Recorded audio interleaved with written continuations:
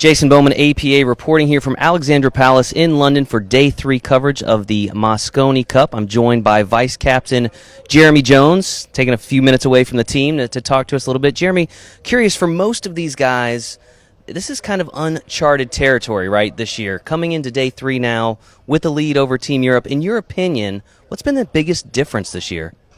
Well, I think there's a lot of trust. Excuse me. There's a lot of trust between the guys. Leaving things behind them, more or less, and not getting too far ahead of themselves as well. Just kind of, we've used the old cliches, kept reminding them that those cliches hadn't been replaced because they're so solid. One ball at a time. Let's try and get a victory. Playing solid, and we'll see where the results end up. Yeah, and Johan made quite a few changes in terms of the training regimen for these guys this year. Obviously, bringing you on as the vice captain. Do you think we're seeing dividends now of kind of the changes he's made?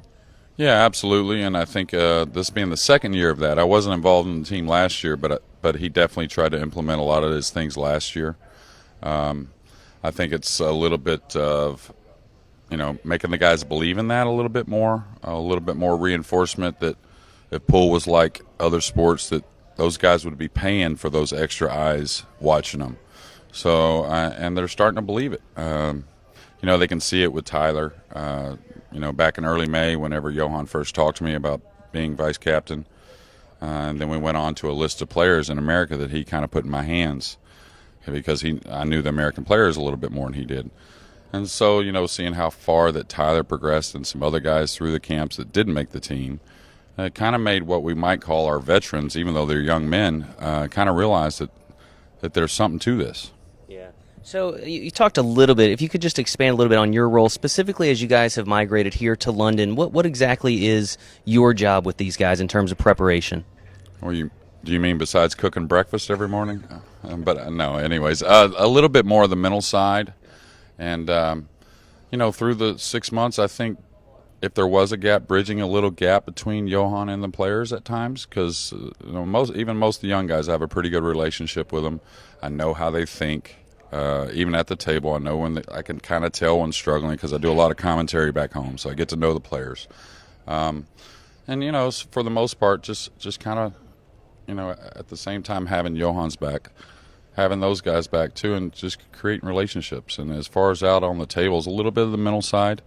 Because I was always kind of more the flat line kind of player. I'm not going to get, I'm going to celebrate it, when I win a match or when we used to win cups, we'd celebrate. But I was always more of a business first type of player. Yeah, you know a little something about winning Mosconi Cups, having done it yourself. Have you been able to kind of impart that experience on some of these guys and help them with their experience here in London? Oh, absolutely. It's a lot of pressure, but it's more about what we do. Just like when we talk about lineups, just about every day someone will bring up, well, I think they're going to do this. Well, and then we kind of end that part of the conversation and get back to ourselves because, when you're out there, it's not like other sports. You're at the table, you're doing your thing. They're not going to tackle you. They're not going to do things. It's that type of sport where you fall in love with yourself, be yourself, and you're going to play your best pool.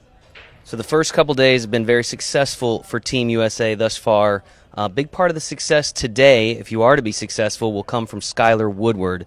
Curious how he has been preparing and if you think he is ready for a big assignment today, 3 matches. Yeah, he's had a great year. He's been in a lot of pressure situations. Our last big tournament in Virginia, 3rd place finish with that field.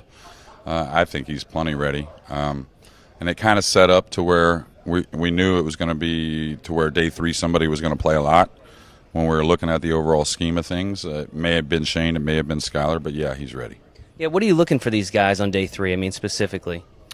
Well, we lost the first match in each Day 1 and 2, so, you'd always like to start off with a win. But just kind of do the same things. If we get beaten a match, if we're doing the right things, that happens. Team Europe's a great team. We all know that. So just kind of bounce back.